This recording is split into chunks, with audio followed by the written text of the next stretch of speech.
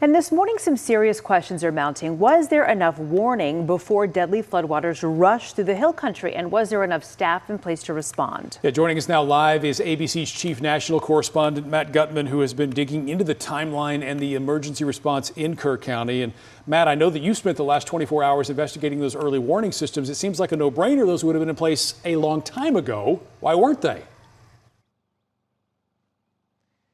There are various reasons. The county has one answer, the state has another answer, and there is the informal answer, which is that there has been a system in place, Mark, and that is that people have gotten used to word of mouth working, right? So they do have those alerts that all of us get on our phones. That did work in many areas. Many people report receiving those alerts. Was it in the middle of the night? Did they wake up from it? That's unclear. But the informal system, which is that firefighters knocked on the door of, this code enforcer we spoke to, and that's what he said saved his life. Children waking up their parents.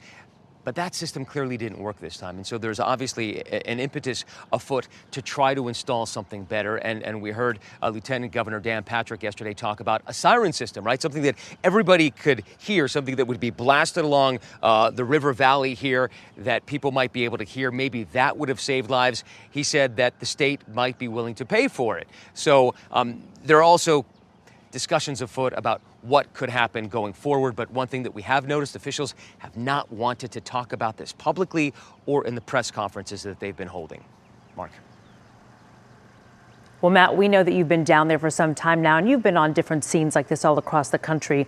Let's talk about, though, your impression of the devastation along the Guadalupe River and how officials are handling the aftermath. We know that we've been hearing they've been working around the clock.